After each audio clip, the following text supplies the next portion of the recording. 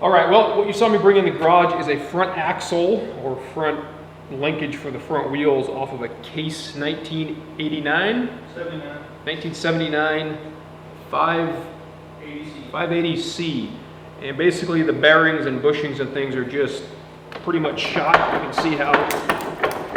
So we're going to pull this all apart, press out the pins, put new bearings in it, put a new pin back in it, and we're going to call it good. For the purpose of saving time, we have grabbed my 12-ton Harbor Freight press here, and we've kind of set it over the top of the axle. We're going to press on this thing and see what happens. So, yeah. So we threw the press on there and cranked down on it, but it didn't get us anywhere.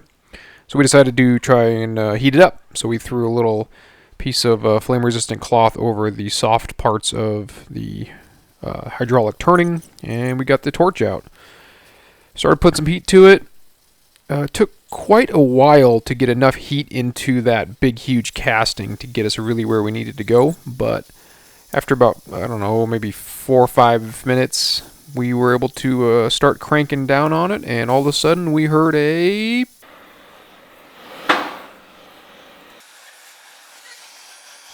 Once we got it moving, kept heating it, and then we just cranked down on this thing.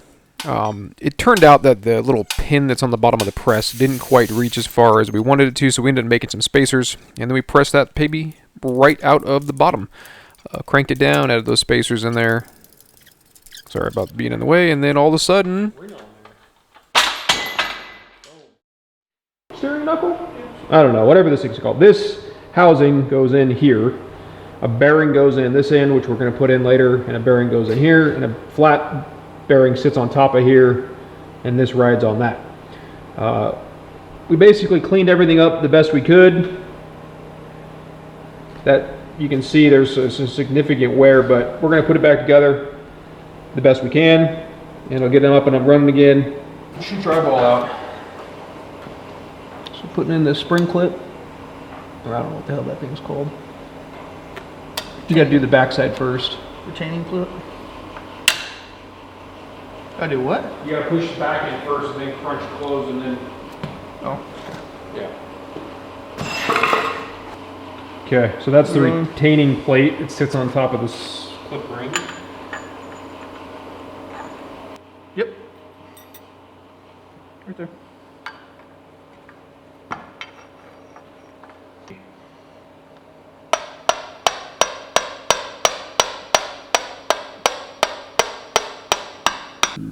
That way. Good. And then the shim goes on top of that. Holy moly! Oh, that's heavy.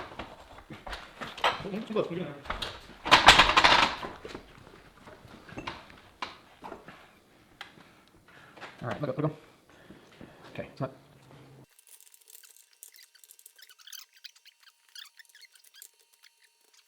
That's it. Hey, Speedy. We got bearings in the bottom. Yeah. We can't just slam that baby home. Okay. Just a whole lot of...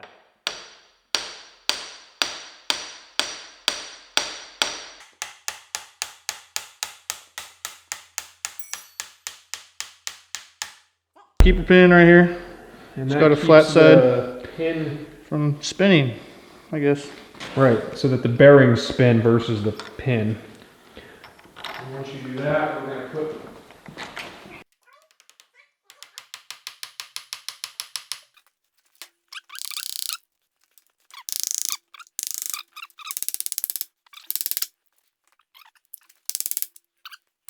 After we got that bearing put down in there, we put in the O-ring, which retains the grease, and then we put it on the top cap, which has the Zerk in it. We tried getting the retainer clip installed, but we couldn't crush the top and bottom cap hard enough, so we figured we'd use the press. And as you'll see, it worked really well. We squished that thing down and got that clip in there and took the press right off. And then it was on to the other side. So we backed the tractor up and flipped this baby around. It just was really awkward, so it was a lot easier to use the tractor and make it all happen. Once we got it flipped around, he jumped down there and used a wire wheel, cleaned out everything, and started removing the retainer clips so we could get this side pulled apart. and we're going to throw the press up on here and get that pin pressed out. So we fought that clip for a while, but as you'll see in about a second, this thing just falls right out of the bottom. Once we got the clip out, we brought the press over, got it set up on there, started working on it. We cranked down on the pressure to put the pin under a whole bunch of pressure, and then we grabbed the oxyacetylene torch and start warming this baby up. It took about 11 minutes of heating with the oxyacetylene torch while the pin was under pressure to get this thing to pop loose. And you can see just below the pin on the press, there's 2 spacers, and there's actually another one down inside of the axle. Those 3 spacers just got us enough space to get this thing to crank down and break that pin out of there. And as you'll see here, that pin popped loose, and then he went ahead and started cranking down on that baby until we got it pushed most of the way out of the bottom.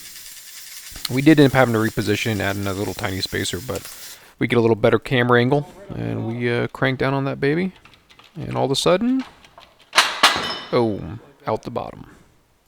Once we got the pin out, he grabbed the wire wheel, cleaned up the bores, got all the dirt and all the grease off. I ended up going and grabbing my flap wheel on my angle grinder and cleaned up a bunch of the raised metal that had come about from metal on metal grinding after those bearings had basically worn away to nothing. Retainer clip. Retainer rings going in. Clip thingy. Someone's got a name for it. This one's got a name for it. Okay. Next is going cap thingy. Yep. Flip over. Let's make sure we set that. O-ring goes in next. Bearing. Slide right in. That's awesome. Oh man. What did we decide on that last time? You got it? Sure.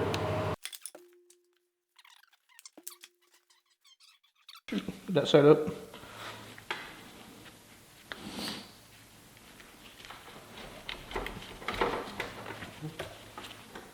Yeah, tightened right up.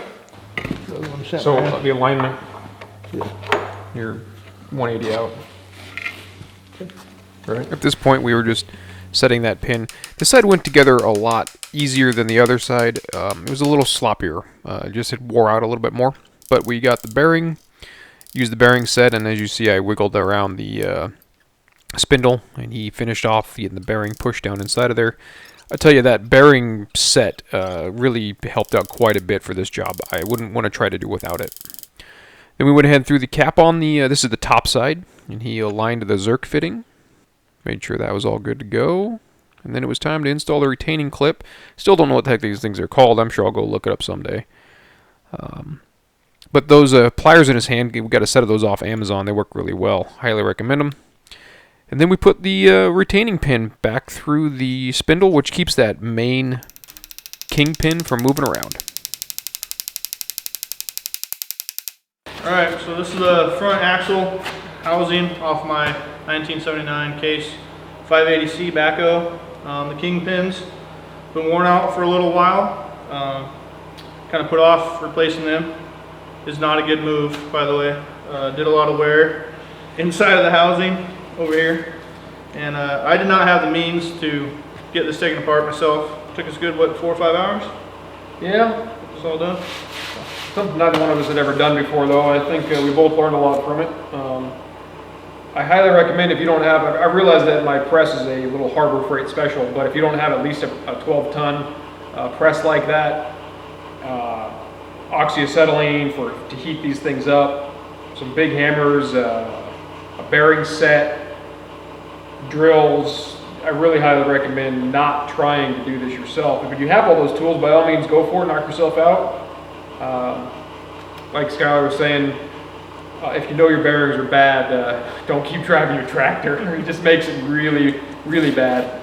But this will get them up and running for quite a while longer, I suspect. In any case, I hope you guys got something out of this. I hope you enjoyed. It's a little different than my normal stuff. Maybe check out some of these other links. I'll have my house build up here in the corner of the garage series, and definitely hit that subscribe button. It always helps them out in the long run. Thanks for watching.